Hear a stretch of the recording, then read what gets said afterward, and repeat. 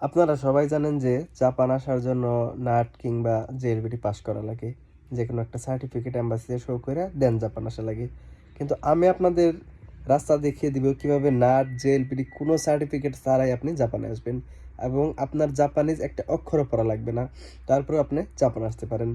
তো কিভাবে আসবেন সেই বুদ্ধিটা এখন আপনাদেরকে আমি শিখাই দিব।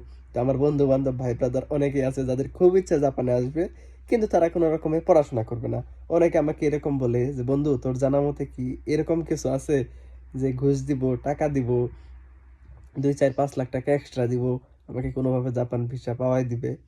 তো এরকম তো কোনো অপশন আমি দেখি না। তো আমি নিজে থেকে ভাইবা আরেকটা আইডিয়া পাইছি আমার বন্ধু-বান্ধবের জন্য। তো তাদের উদ্দেশ্যে বলবো যে বাংলাদেশী অনেক মেয়ে আছে যারা জাপানে থাকে। তো লাগলে আমি তাদের আইডিও আমার বন্ধুদেরকে প্রোভাইড করব। তোরা সেই সমস্ত মেয়েদের সাথে প্রেম কর। প্রেম করে পটা, পটায় বিয়ে কর। বিয়ে করে দেন স্পাউস ভিসায় কোনো প্রকার পড়াশোনা করা ছাড়াই চইলা আয়। মানে একদম সহজ একটা রাস্তা। বিয়ে করবি, বিয়ে করে জাপান চলে আসবি। আর যারা আপুরা আছেন তাদের উদ্দেশ্যে একটা কথা বলি, জাপানে অনেক ছেলে আছে বাংলাদেশী। জাপানে বাংলাদেশী মেয়ের খুবই অভাব। তো আপনারা খুঁজা খুঁজা জাপানিজ ছেলে বের করেন, বের করে এদেরকে পটান, পটায় দেন বিয়ে করে জাপান চলে আসেন। একদম সহজ রাস্তা। স্পাউস ভিসার উপরে কোনো ভিসা হয় না জাপানে। দেখেন স্টুডেন্ট ভিসায় আসলে আমাদের কাজ, ক্লাস সবকিছু মিলে কত প্যারা।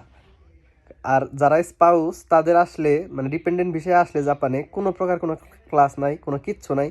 আপনি চাইলে কাজ করবেন, চাইলে কাজ করবেন না। সেটা আপনার একান্ত ব্যক্তিগত ইচ্ছা। তো স্পাউস ভিসায় আসলে কোনো প্রকার ক্লাসের কোনো প্যারা নাই।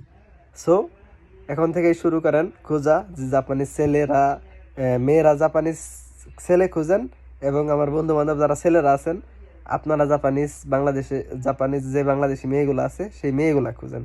খুঁজা পটান, প্রেম করেন অথবা বিয়ে করেন, বিয়ে করে জাপান চলে আসেন। সবার জন্য শুভকামনা রইল। ধন্যবাদ।